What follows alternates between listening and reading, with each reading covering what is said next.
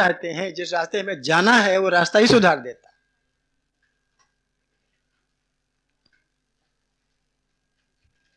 और गोस्वामी जी ये भी कहते हैं कि सुमिरिय राम सुमिरिय नाम रूप बिन देखे। अगर रूप नहीं भी देखा है किसी का, ये भी वो कहते हैं कि सुमिरिय नाम रूप बिन देखे आवत ही स्नेह विषेखे।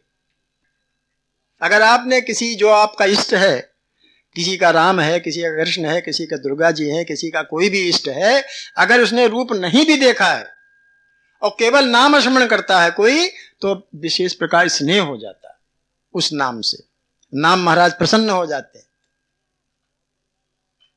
फल देने लगते हैं। क्या है वो? भयो पाप को नाश, गोस्वामी जी ने लिखा है दोहा। क्या भैया बताओ? जब ही नाम में हृदय धरो भयो पाप कर नाश। ज्यों ही नाम हृदय धरो भयो पाप कर नाश, जैसे चिनगिया की परी पुरानी घास। जिस प्रकार से पुरानी घास पर, नई घास नहीं, पुरानी घास, मालूम कितने संस्कार पुराने हमारे पड़े हुए हैं, मालूम कितने कर्म अच्छे बुरे हमारे किए हुए हैं, पाप कर्म, मालूम कितने संचित पुराने कर्म, पुराने घास पुराने कर्म, संचित कर्म, जो आगे का जन्म हमारा निर्धारित कर रहे हैं। अगला जन्म कौन, संचित कर्म भी उसमें होते हैं ना। तो अगर जब ही नाम जबान पर रखते हैं तो क्या होता है? पाप इस प्रकार से जल जाते हैं, भस्म हो जाते हैं। जैसे कि चिंगी कोई पुरानी घास पड़ जाए, घास जल जाती है, वैसे हमारे पुराने जो संस्कार हैं पाप नाश कर देता है। नाम में इतनी शक्ति होती है। लेकिन कब? जब किए नाम अपराध स्मरण कर करके, तब अगर जब किया जाए तब, ठीक है। तो पिछली बार हमने ये कहा था कि एक तो अपराध ये है, ध्यान में रखना चाहिए कि हमको किसी के निंदा न करनी चाहिए। किसकी? मतलब संत महात्माओं की। कोई भी साधु संत है, कोई भी महापुरुष है, जिसके बारे में हम नहीं जानते हैं, तो अनावश्यक रूप से उसकी निंदा न करनी चाहिए। 2-3 कारण मैंने बताए थे निंदा क्यों न करनी चाहिए। एक तो ना जाने किस वेश में नारायण मिल जाए। एक तो न जाने किस वेश में नारायण मिल जाए।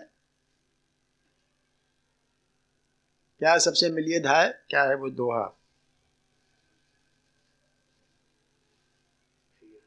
हाँ, तुलसी या संसार में सबसे मिलिए धाय, ना किस भेष में नारायण मिल जाए।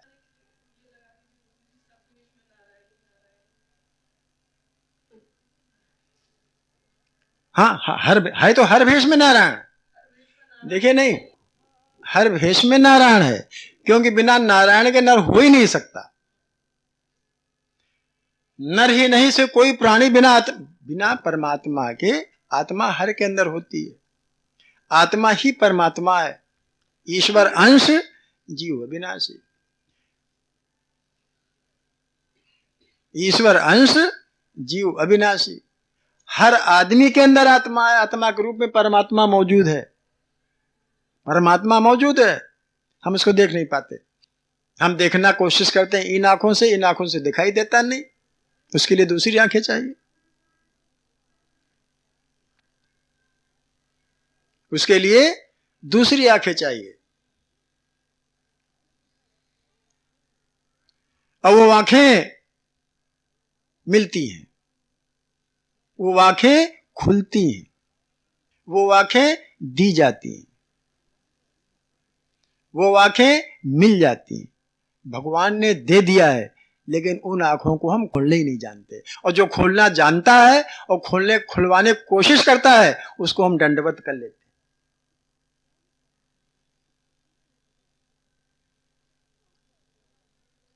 जानते हैं, ऐसी लोग बात नहीं, तमाम लोग जानते हैं कि कैसे आंखें खुलनी चाहिए।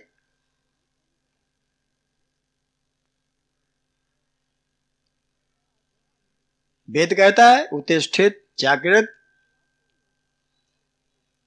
है प्राप्य वरानि बोधत, उठो जागो, नहीं समझ में आता है जाओ, जो लोग जानते हैं उनसे पूछो। शास्त्र कहता है, वेद पहला एक कह रहा है, जो लोग जानते हैं उनसे पूछो। लेकिन हम इस प्रकार से संसारिक जाल मोह में फंसे हुए हैं कि जो रास्ता आखिर में हमें जो पकड़ना है, जिस रास्ते हर आदमी उस रास्ते जाएगा, वो रास्ता ही हम छोड़ दिया। हमने तो संसार का रास्ता पकड़ा हुआ है कि जो कि हमें पता नहीं कहां ले जाएगा, किस योन में ले जाएगा, किस देश में ले जाएगा, किस काल में ले जाएगा, किस परिवार में ले जाएगा, पता नहीं।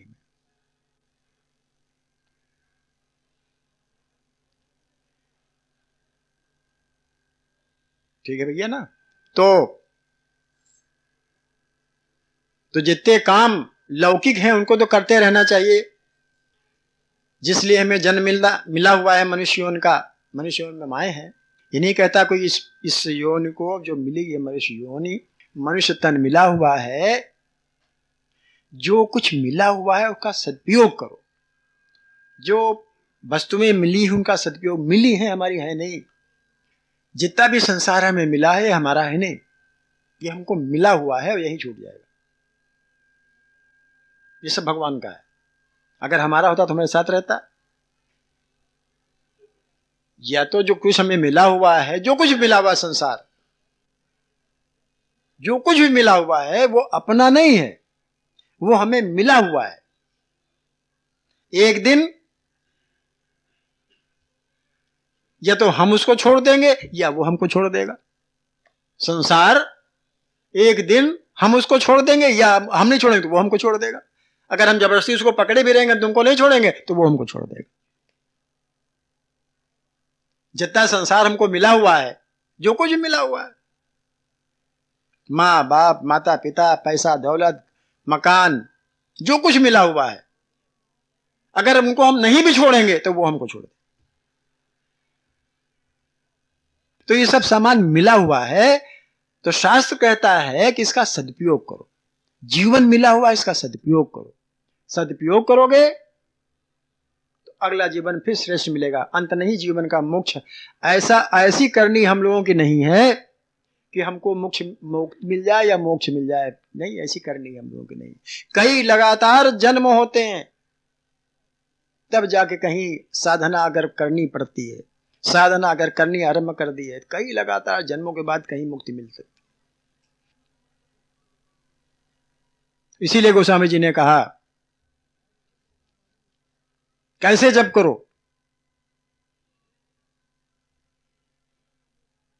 बिगड़ी जन्म अनेक की सुधरे अबही आज। सुधरने की बात कहा है, मोक्ष की बात नहीं कही है, ध्यान देने की बात है। बिगड़ी जन्म अनेक की सुधरे अबही आज, होय राम को राम भज तुलसी तज कुसुमाज। ठीक है ना। बिगड़ी जन्म अनेक की आज सुधर सकती है, अभी सुधर सकती है। राम का हो करके राम का भजन करो। हम संसार को होकर राम का भजन करते हैं। हम क्या भजन करते हैं? राम का नाम लेते हैं, लेकिन क्या करते हैं कि संसार का हो करके राम का नाम लेते हैं, राम का भजन करते हैं। भगवान का होकर भगवान भजन नहीं कभी करते।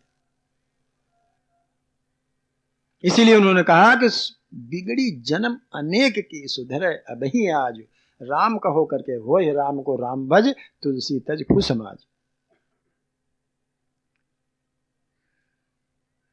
उनका वही कहने का तात्पर्य है अप्रत्यक्ष रूप में कि जो नामापराध किए गए गिनाए गए हैं उनको छोड़ करके राम का भजन करो। देखो तो बिगड़ी अनेक जन्मों क्या सुधर जाती? नहीं सुधर जाती।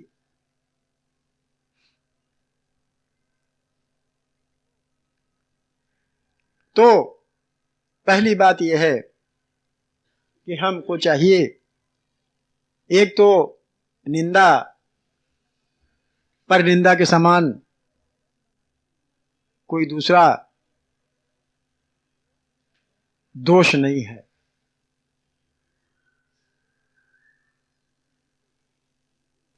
कहा नहीं, वो दोहा नहीं है क्या?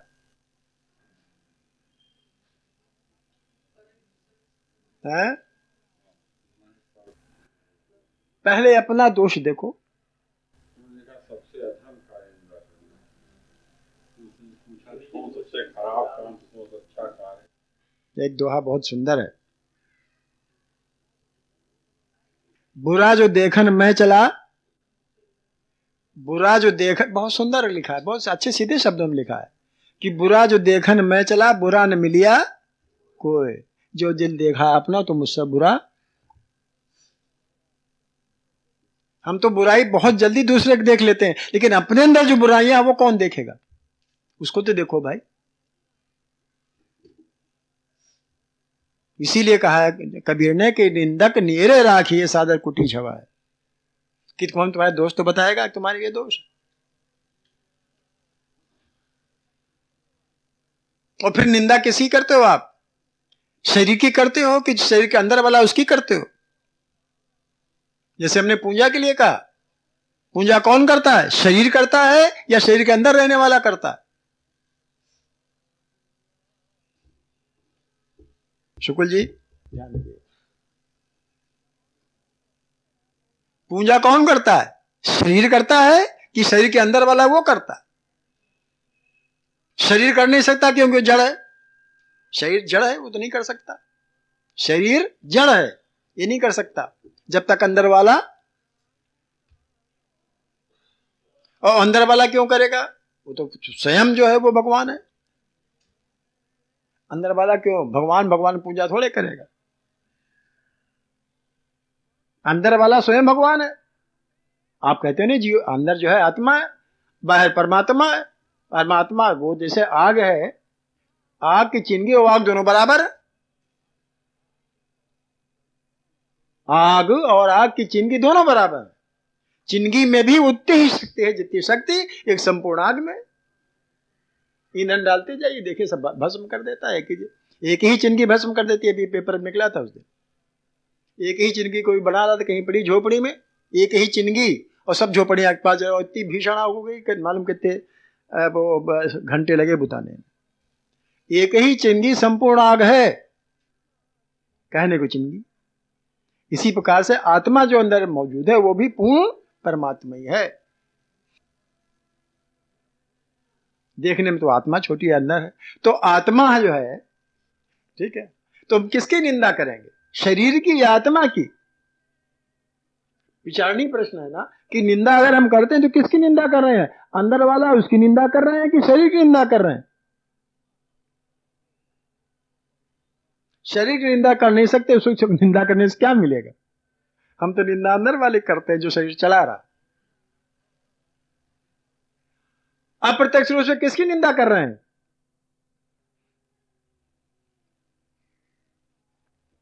ठीक है ना भैया? तो इसलिए निंदा से अलग रहे, निंदा के समान दूसरा कोई। हृदय में निंदा रखो, हृदय में निंदा रखो और ऊपर से राम भजन करो। बगल में क्या है वो नाम का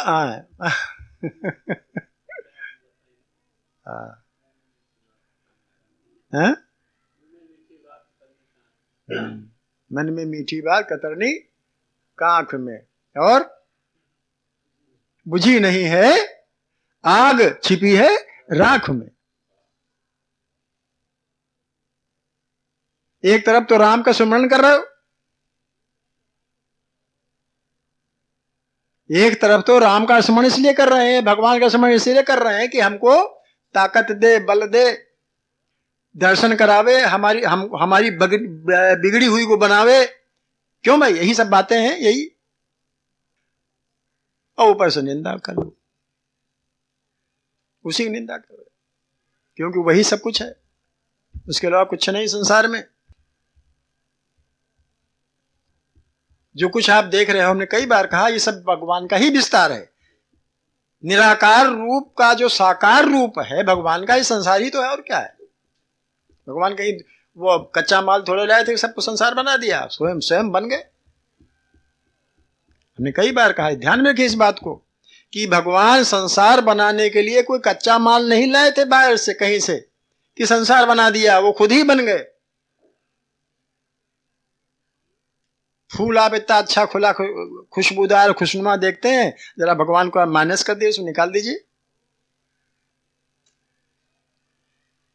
फूल एक उदाहरण मामूली से देते हैं आपको, कितना अच्छा लगता है, कितनी अच्छी खुशबू होती है फूल में, रंग बिरंगे, और जरा उसमें भगवान माइनस कर दिए, निकाल दीजिए, क्या हैसियत रह जाएगी फूल की? ना वो खुशबू रह जाएगी, ना वो रंग रह जाएगा। रंग और खुशबू दोनों भगवान की है, उसकी स्वयं की नहीं।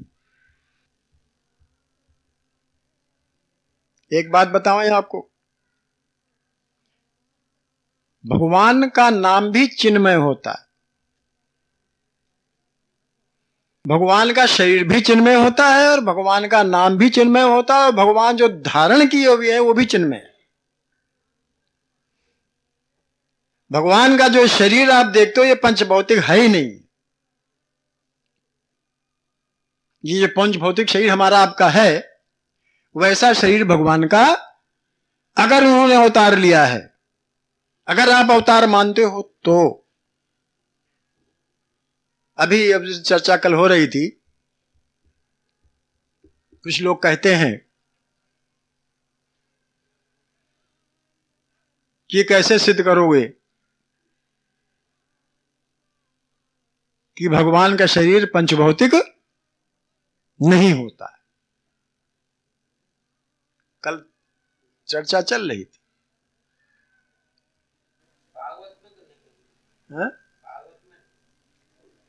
भागवत में 10वें स्कंद में है, 10वां स्कंद और 4था वो अध्याय, देख लीजिए।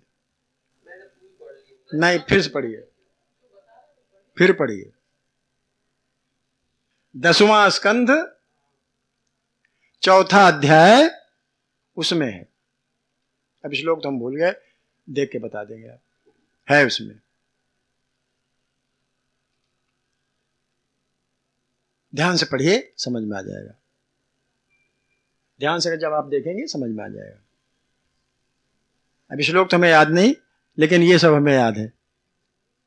अभी तक ज्ञानी तो हमारे नहीं, हम श्लोक याद रखते हैं। नहीं, सही बात है, इतने ज्ञानी नहीं, नहीं सही बात है, इतना कहाँ याद रख सकते हैं। तो राम देखिए ना, आपने फिर वही हमें उदाहरण देना पड़ेगा। आप द्वापर युग में द्रौपदी जो पैदा हुई, और द्रौपदी का जो भाई पैदा हुआ, काहे से पैदा हुआ मालूम आपको? अग्नि से पैदा हुआ, अयोनिज था, गर्भ से नहीं पैदा हुआ। और जब पैदा हुआ तो उसमें आप ये तो लिखा हुआ है कि वो नंगा नहीं पैदा हुआ, नंगा नहीं पैदा हुआ। वो जो वस्त्र आभूषण धारण किए हुए वो प्रकट हुआ। द्रौपदी बस नंगी नहीं पैदा हुई, अग्नि से जो पैदा हुई तो नंगी नहीं पैदा हुई, वो अपने सारे वस्त्र आभूषणों के साथ में प्रकट हुई। ठीक है भैया, यह तो आप उसको अविश्वासी मान लीजिए। जो लोग ये कहते हैं कि पंचभौतिक शरीर नहीं था, एक बात हम आपसे हाथ जोड़े विनय करते हैं कि जो लोग इस प्रकार का तर्क करते हैं, तो उनसे पहले, तर्क करने से पहले आप 2-4 शब्द उनसे पूछ लीजिए। एक तो ये कि आप भगवान पर विश्वास करते नहीं करते, नंबर 2 आपका हिंदू धर्म विश्वास है कि नहीं है, नंबर 2, ठीक है ना, और आप गीता, रामचरितमानस, वाल्मीकि रामायण इसको मानते को नहीं मानते।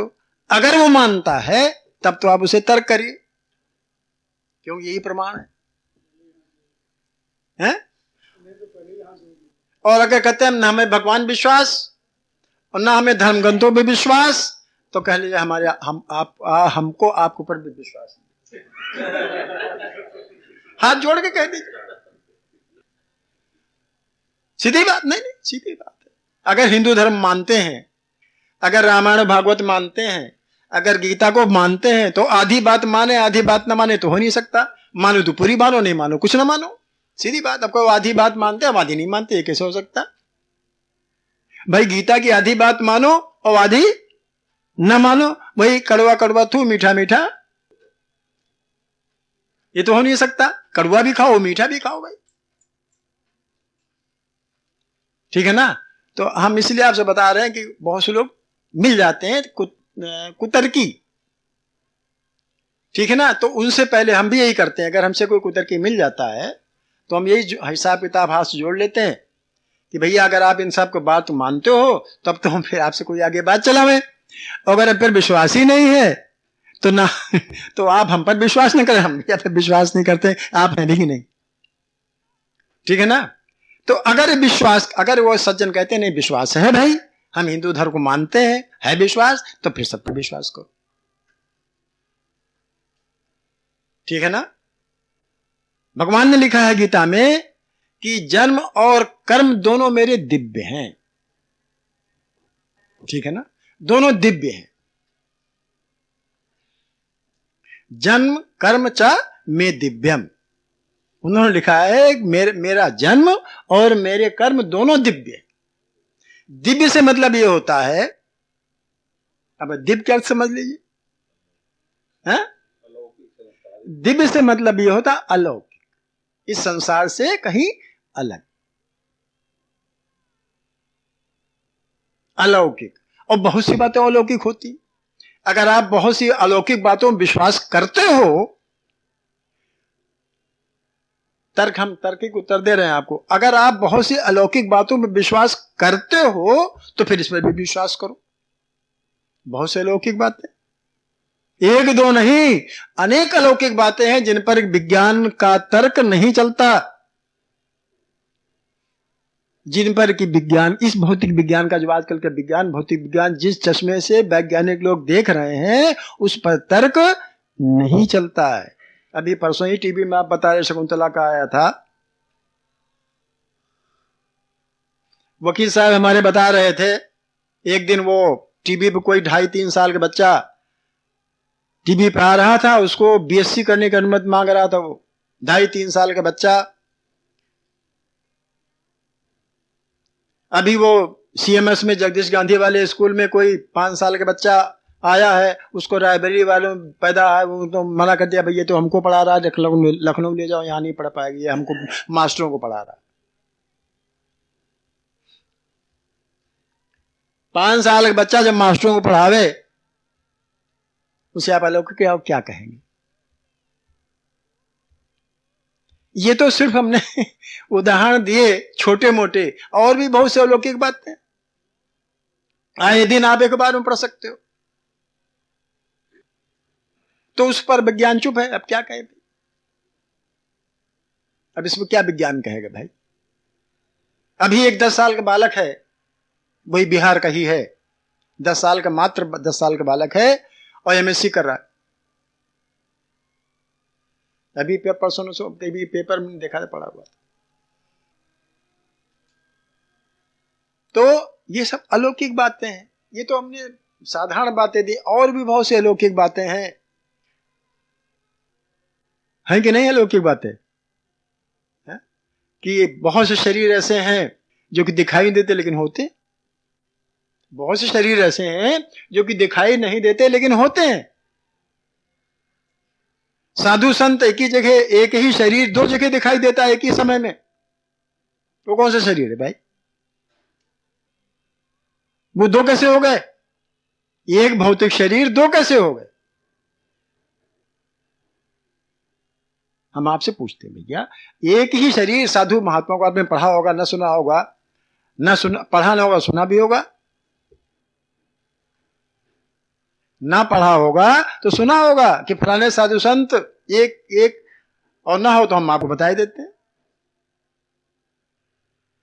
नीम करौली बाबा हैं, हेडखानी बाबा हैं, ये जो आजकल ये वो बालों वाले बड़े बड़े कौन से हैं, ये बाबा हैं। आपके जो भी जिनका देहावस, वो मतलब जिन्होंने अपना भी उस शरीर, तो कौन, देवराहा बाबा हैं, वो क्या नाम उनका, स्वामी विशुद्धानंद जी हैं, वो एक ही समय में 2-3 जगह दिखाई दिए, एक ही समय में 2-3 जगह। तो वो कौन सा शरीर था भाई? एक शरीर तो अस्थाई है ही है, भौतिक शरीर, वो तीसरा भौतिक शरीर का, दूसरा भौतिक शरीर, भौतिक शरीर कहां से आ गया? वो और कहीं जाने की जरूरत नहीं, आपके लखनऊ में आप भी हैं, कोई है आप जानते हो, ध्यान को पता चल जाएगा। एक ही समय दो जगह दिखाई देते। जब एक योगी, महर्षि पतंजलि लिखते हैं, महर्षि पतंजलि लिखते हैं, एक योगी जब एक ही समय में अपने योग के माध्यम से अपने शरीर को छोटा और बड़ा कर सकता है। हनुमान जी क्या थे? भयो भूधराकार शरीरा समर भयंकर तृण धीरा। क्या है? स्वरूप क्या है? हैं? नहीं, वो तो वहां का है, सुंदर से दिखावा विकट उपधर रंग जरावा। अरे उसमें मसक समान रूप कब धरी और लंका चले सुमेर नर हरि। जस जस सोसा बदन बढ़ावा ताश दुगुन का रूप दिखावा। सत्य योजन चाहिए आनंद की ना अति लघु रूप। इनकी हड्डियां छोटी बड़ी होती थी क्या? ये तो आप इस पर विश्वास छोड़ दीजिए, वाल्मीकि जी पर विश्वास मत करिए। हमने पहले ही कहा शास्त्र विश्वास करना पड़ेगा। अगर आप शास्त्र विश्वास करना छोड़ दे तो इस पर विश्वास हम तो आपसे कहते हैं न करिए। लेकिन अगर आपको शास्त्र पर विश्वास है, अगर हनुमान चालीसा पढ़ते हो, हनुमान इष्ट है आपके, तो हनुमान जी ने ऐसा कर दिखाया। आज के योगी भी कर रहा है, कलयुग का भी योगी कर रहा है आजकल का। तो सामान्य योगी ऐसा कर सकता है तो भगवान की बात छोड़ दीजिए। फिर आप समझ रहे मेरी बात? जब आजकल का एक साधारण योगी जिसने योग धारण कर रखा है, योगिक क्रियाएं उसको मालूम है, अणिमा लघिमा महिमा सिद्धियां हैं उसके पास, अभी यहां है और कल अभी अभी अभी कहो अभी यहां है और अभी कहो 10 कोस दूर दिखाई दे,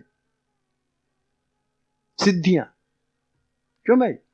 तो जब एक योगी ऐसा कर सकता है तो योगी को बनाने वाला ऐसा क्यों नहीं कर सकता? जन्म कर्म च में दिव्यम, दिव्य है मतलब वो इस साधारण मनुष्य के जो जड़ संसार है इससे परे है, इससे बिल्कुल अलग है। भगवान ने गीता में कहा, रूप दिखाया, दिखाया कि नहीं दिखाया?